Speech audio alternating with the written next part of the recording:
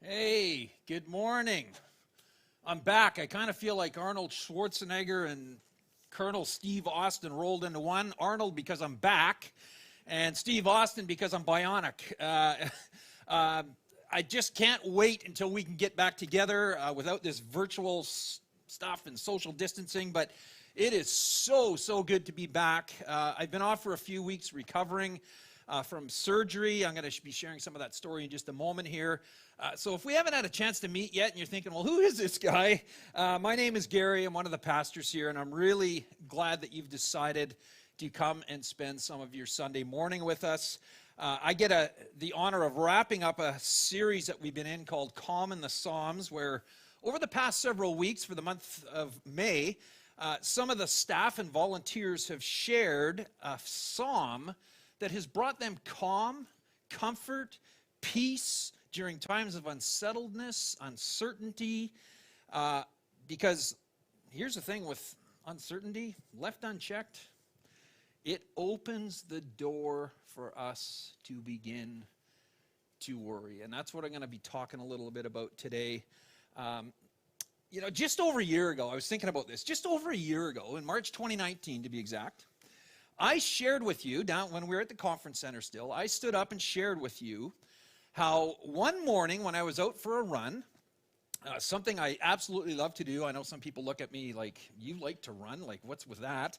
It's just something I love to do. And I shared with you how one morning when I was out early in the year, January, February, something felt off. And it had to do with my heart. I just felt this thumping in my chest, and my heart would start beating and fluttering, and then it would thump and slow down. And, after a while, I just couldn't stop thinking about it. And I kept running, kept going out, feeling this thing. And I just at first I wasn't really overly concerned about it. I was just chalking it up to maybe not enough sleep, weird diet. I love Doritos. Maybe I was eating too much of those, or dehydration, any number of those things. But then it kept happening over and over and over again. And after a while, it was happening every time I went for a run. And it got to the point where I couldn't even complete a run without stopping in order to catch my breath and let my heart rate come down. And I remember thinking, and maybe you've thought this too when you've got something going on inside your body. I'm thinking, I should probably make an appointment to go see the doctor and get this thing checked out. I mean, after all, our family does have a history of heart issues. And here's the thing, just thinking about making an appointment to go to the doctor to get checked out got the worry train going. Why? Because I was afraid of what the doctor might find and what it might mean for me. I had all kinds of, I've got a bad feeling about this scenarios running through my mind. And those thoughts eventually began to consume me. It was all I could think about. As I made my way through my day, meeting with staff and friends and people from the church, sitting on my couch, eating dinner, every time I felt my heart flutter, my head would go like something's going on and it's not good. So I finally mustered up the courage to go see the doctor. And I went, and he did the typical doctor stuff, say, he stuck a thing in my ear, and he looked in my eyes, and took my blood pressure, and he listened to my heart. And after he did all that, he looked at me and he said, I think it's a good thing you came in. I can hear something going on in your heart. There's definitely a thumping going on. So I'd like to order some more tests to see if we can get a handle on what's going on. So he had me go for blood work, and he set up an appointment for me to get one of those Holter monitors. It's a heart monitor that you wear for 24 hours, which isn't fun. You can't shower, you can't do anything like that. And to add to the fun of having one of those on, you have to write down everything that you're doing during the day, whether it's getting up out of your chair, sitting down on your chair, going up a flight of stairs, going shopping, driving, because what they want to do is correlate your activity with what the heart monitor is saying, so they can kind of say, okay, well, every time he goes upstairs, his heart rate goes up, or whatever it happens to be. The doctor also ordered what's called an echocardiogram. which is basically an ultrasound of your heart. It's the same thing that couples do when they find out they're pregnant and they want to see the baby and all that type of stuff. Same thing, only they're looking at your heart. So here's what happened. 3 weeks passes from the time I see my doctor to the appointment for my echogram. And I hadn't heard a word from anybody. Like, it was just crickets. And so the day arrives, I'm going in for my echogram, and I'm wanting to get some answers here. I'm starting to get a little antsy. And so I thought, I'm going to take matters into my own hands, and I'm going to ask the tech if they know what's going on. Just ask some questions, some probing questions. So I get all set up, and the tech starts doing his thing. He's taking a video of my heart from all these different angles. And I just threw out the question. I said, so how does the old ticker look? I may as well have been in a room by myself, because this guy, he just carried on like I wasn't even there. He didn't miss a beat. He was all business. He didn't say a word, which, here's the weird thing, he didn't say a word, which I interpreted it to mean that he was seeing something that he didn't like, but didn't know how to tell me, so he didn't say anything. So my anxiety just kept going up and up and up, and that's what happens with anxiety, right? We just keep asking the what if question. What's going on? What if this and what if that? This guy, he just stuck to his business. He'd click a couple of buttons. He'd turn on the microphone so you could actually hear my heart beating, like all the blood moving around. Then he would stop and he'd write some stuff down. Then he'd do it again. And he didn't utter a word until the very end. And he looked at me and he said, okay, you're all done. They usually get on things like this pretty quick. And I'm thinking, things? I got a thing? What do you mean they get on things pretty quick? And he says, you should be hearing from your doctor or cardiologist within the next couple of days. And I'm like, cardiologist? I don't have a cardiologist. Why would I need a cardiologist? That was mid-March 2019. Days went by. Days turned into weeks. Not a word from anybody. Not my doctor, no one. And even though my heart would still act up every once in a while when I was running or exerting myself, I kind of pushed things out of my mind and adopted the axiom, no news is good news. Figured if it was that bad, they would have been calling me. Fast forward, and I remember this day like it happened yesterday. It was May 5th, 2019. I was having a meeting with a couple of guys from the church when my phone rang. And something told me to just look at my phone. Normally, if I'm in a meeting, I don't. I looked at it, and sure enough, there on the call display is NRGH cardiologist. Ironically, my heart starts pounding as I read the word cardiologist. And so I was like, I got to take this call, and I left, and I answered. And the person on the other end said, hey, is this Garry Firth? And I said, yeah. And they said, the cardiologist would like to see you to go over the results of the tests that you've been going through. Inside, I'm freaking out. I mean, for a cardiologist to be calling me to come in and go over some tests can't be good. But not wanting to show my angst or how nervous I was, I mustered up all the bravado I could, and I said, oh, yeah, it sounds good to me. When? And that's when they said, does July 15th work? Thinking July 15th? I must have heard them wrong. It's May 5th. July 15th? That's 10 weeks. So I said, what was the date you said? And they said, July 15th. It's a Monday. Ironically, it was my first day of my holidays that year, and I thought, yeah, okay, I can make it. Yeah, I'll see you then. And just before I hung up, I asked what we all want to ask. I said, is there anything I should be concerned or worried about? And I don't have to tell you what they said, do I? I'm gonna anyway, because they said what they always say when you ask. I'm not at liberty to say, but I wouldn't worry about it. I'm sure everything's fine. Click. And that was the end of the phone call. Don't worry about it. I'm like, yeah, right. I have 10 weeks until the appointment.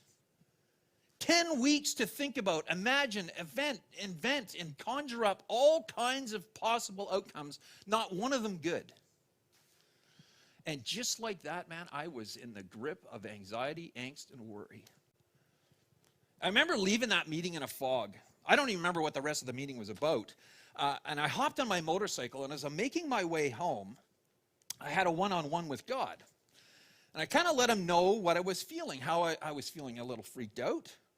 I was feeling definitely alone because I didn't know, is this something I should be sharing with anybody, keeping it to myself for now? Because I really didn't know what I was going to say. I felt unsure. I felt uneasy. In short, I had a bad feeling. And so I prayed one of the simplest prayers, one of the most effective prayers we could ever pray. And it's like, God, I need your help. I need you to help me work through this fear that's grabbed me. And I came around the corner and the sun shone down and the bus went by and it says, you're going to be okay. Actually, that's not what happened. It would be kind of cool if it did. But what happened was a couple of days later, I came across some words that were written long, long ago by a guy named David of David and Goliath fame. And some of the speakers from this past month have spoken about him. He's attributed to writing a lot of the Psalms. And this is kind of embarrassing to admit.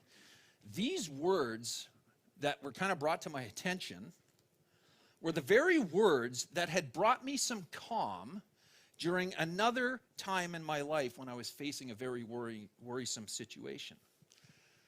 But I just totally forgotten about them.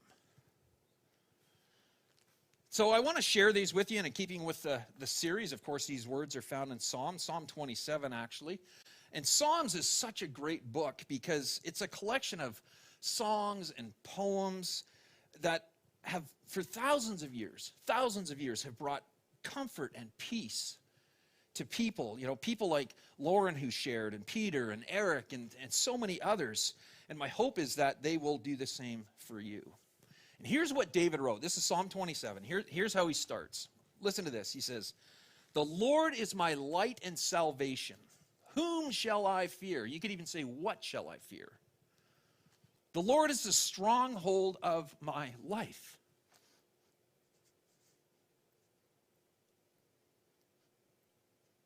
Of whom shall I be afraid? When the wicked advance against me and to devour me, it is my enemies, my foes, who will stumble and fall. Though an army besiege me, my heart will not fear. Though war break out against me, even then I will be confident." You know, as I read those words, I found it so interesting that David writes, when the wicked advance against me, though an army besiege me, though war break out against me. It's interesting because he's not talking about things that might happen. He wasn't talking about things that he had a bad feeling about. He's talking about things that are happening or will happen. But it's what he says last that I find really perplexing. He says, even then, I will be confident. Even in all those anxiety-inducing scenarios, David declares that he will stay confident. And so I found myself asking, like, okay, how? Because I wasn't feeling confident about anything. David continues, he says, "One thing I ask from the Lord, this only do I seek, that I may dwell in the house of the Lord all the days of my life, to gaze on the beauty of the Lord and seek him in his temple." Now you read that or hear that and you think, oh, what is he saying exactly? And one of the things I've learned to do, rather clumsily, but to help me understand passages that kind of come across clumsy or difficult to understand, is I put myself in the story. I try and insert myself in the story. Because I find when I do that, I can start asking questions like, why did they write this? And so I began that process, and it didn't take very long for some questions to emerge for me. here's what came up right away. David writes this: one thing I ask from the Lord. And the question that came up for me was, have I asked? Have I talked to God about what it is that's troubling me? Have I actually taken time and stopped and quieted myself and even listened? And sadly, the answer was no, not really. Other than the talk that I had in the privacy of my helmet on the way home from the meeting that day, I hadn't asked God for anything. I was too caught up in the all-consuming mayhem of the thoughts that were racing through my brain day and night. This only do I seek, that I may dwell in the house of the Lord all the days of my life, to gaze, to stare at, to look fixedly upon the beauty of the Lord and to seek him in his temple. And the question that came out of that for me was, what is it I was looking at? What was I gazing upon? And again, I would love to say that it was God and his faithfulness and his goodness. But the truth is, that's not what I was focusing on. I was focusing on the what ifs. What if this happens? What if that happens? What if this is life altering? What if this is life ending? What if? What if? What if? You know, the only thing asking what if does is it takes a small concern and turns it into a big worry. It's kind of like seeing something on the horizon. You know, you're looking out and you see something, but you can't quite make it out what it is. And so we pick up binoculars and we look, and what happens? It magnifies that object, and that's all we can see. So let me ask you this. With all that's going on in the world, what is it you're focusing on right now? What are you gazing upon? David could have easily focused on his enemies and been justified in doing so. He could have focused on his circumstances. But when he was up against it, he focused his gaze on the one and only thing that would get him through. It was God. And right near the end of this psalm, David pens these words. He says, I remain confident of this. I will see the goodness of the Lord in the land of the living. I'm going to make it through this. And my wife and I experienced a little bit of that confidence when we finally got in to see the cardiologist, who explained extremely, the way he just put it, he just brought so much calm to the situation. He just explained to us what was going on with my heart, which was a condition called aortic stenosis, which in layman's terms describes when the valve begins to calcify and narrow in size, and making it difficult for the heart to pump enough blood through the valve to the rest of the body. And it results in shortness of breath and a pounding heart, which explained all the symptoms I was having. And then he went on to say, he says, we can fix this. We can treat this. And he says, with open heart surgery, get in there and we'll replace the valve, you'd be as good as new. And he went on to explain the risks. The worst being stroke or death. And it was interesting, as I sat there in his office, in that moment, as I listened, even in light of those improbable but still possible risks, I wasn't worried. I just felt this peace, this calm. I knew that I was going to be okay regardless of what happened, even if it was the worst case scenario. Here's how. It's one thing: my faith in Jesus Christ.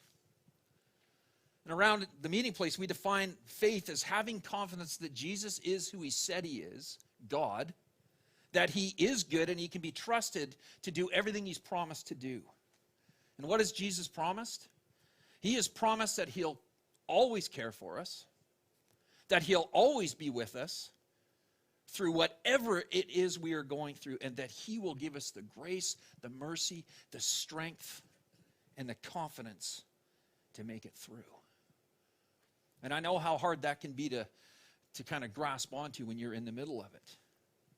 But here's the thing, we don't have to be consumed about worry, about the what ifs, about what the future might or might not hold, because our future, when we have faith in Jesus Christ, is both secure in this life and the next, based on what Jesus did when he was crucified on a Roman cross and then 3 days later rose from the grave. Jesus' resurrection stands as evidence, as a promise of the love that Jesus has for you and has for me. And if you choose to let him love you, you say, I can't do this on my own, you can begin to experience the adventure of life, the life journey that you were created for. One where you can be confident that he will never leave you. He will never abandon you, even if circumstances around you seem to say otherwise. I love these words written by a pastor by the name of Vincent Peale. Listen to this. I love how he puts this. He says, the mental picture of fear, which is kind of is what worry is rooted in. He says, fear says, I'm going to be alone. There is no way out of this. This is going to hurt and I'm going to fail. Then he goes on to write this. He says, the mental picture of faith, being confident of who Jesus is, says this: God is with me. God is now protecting me from harm. God is now protecting my loved ones from harm. God is with me, moving me towards the right decision. God will be with me regardless of where I end up. God will see me through this situation. Aren't those beautiful words? And again, this stuff is not easy. I am certainly not throwing platitudes and just say, hey, read this psalm and you'll never worry again. I still struggle with worry. Every once in a while, I just get tripped up and caught up in its grip. But here's what I'm trying to do. Here's what I'm trying to learn. And I'm getting better at it, but I'm certainly not there yet. When I have a bad feeling about something, when I find myself feeling anxious and afraid about the future and the what ifs, what I'm trying to learn to do is shorten the time between me trying to deal with the worry all on my own, by myself, and the time that I ask God to come and help me and walk with me through whatever it is I'm facing. The Lord is my light and my salvation. Whom, what shall I fear? The Lord is the stronghold of my life. Of whom or what shall I be afraid? I don't know where you're at with all of that, or what circumstances you're facing. Again, especially in light of all that's going on with COVID-19. We're in the most uncertain time. It's just been exacerbated, the uncertainty of what tomorrow holds. But maybe you've been coming for a while. Maybe you've been coming to the meeting place even since before we started live streaming back in March. And over that time, you've heard about the God who thought you up, created you, brought you into existence, and loves you more than you could ever even begin to imagine. And maybe you've heard enough about that God that you're at the place where you're ready to take a step, the first step, toward letting go of all the anxiety that can hold us back from living the life that he has for us. Maybe you're here and you're contemplating, what would it be like to turn my life over to his care? Become a part of his family, to know that he's in my corner with me. And following him and learning to trust him just one step at a time. That's all he asks us to do, is one step at a time. And I want to give you an opportunity to do that. And there's no magic formula or anything like that, but you can open yourself to this new life that God offers every single one of us. And you can do it from your couch, your lazy boy, your sofa, your bed, wherever you're taking the service in this morning, by just praying a simple, heartfelt prayer. And when I close in prayer, I'm going to pray that prayer. And I just invite you to pray along with me. And if you do pray that prayer, we'd love to hear about it so we can come alongside you, pray with you, pray for you. And you can let us know that by just clicking on the prayer button in the chat room there. That'll send you to a totally secure private chat with someone on our prayer team, and they'll connect with you. And speaking of connecting, last week you received an email. Eric also talked about it. If there's one thing we're missing in all of this COVID-19 thing, it's hanging out and connecting with one another. So to help alleviate some of that, we've started up several connection groups that you can plug into. Online connection groups are simple. They're designed to provide you and I with the opportunity to foster and grow our relationships with not just with one another, but with God. So if you're craving some connection, some conversation, just simply go to the address on your screen, themeetingplace.org/connection groups. There, you'll see a form there. You can fill it out, and we'll get you plugged into a group. Again, I am so thrilled to be back. We're going to be kicking off a new series next week called Emerge. We're going to talk about what life is going to look like as we emerge from lockdown and isolation and all that type of stuff, and some of the things that we've learned that we can carry forward into the new normal. So I hope you'll join us for that. So thankful that I get to be part of such an awesome church. Thank you again for your prayers, your support, your encouragement through the last few weeks. Lori and I really appreciate it and love you all. I invite you to pray with me. Again, I just invite you to pray this prayer if you're ready to take that step. Here's a simple prayer you can pray. Jesus, thank you for giving me life, for creating me, for dreaming me and bringing me into existence. I thank you that you love me even when I've ignored you and kind of gone my own way. I realize that I need you in my life. And I ask that you forgive me for the times that I've turned my back on you. I ask for forgiveness of the areas I fall short in my life, for my sin. And so right here, right now, I accept your grace and your forgiveness and your mercy and your love. I don't understand it all, but thank you for dying on the cross for me. Please help me to understand it more. And as much as I know how, I want to follow you from now on. Come into my life, and I ask that you would make me new inside as I open my life to your Spirit. Help me to grow in love for you, myself, and others. Amen.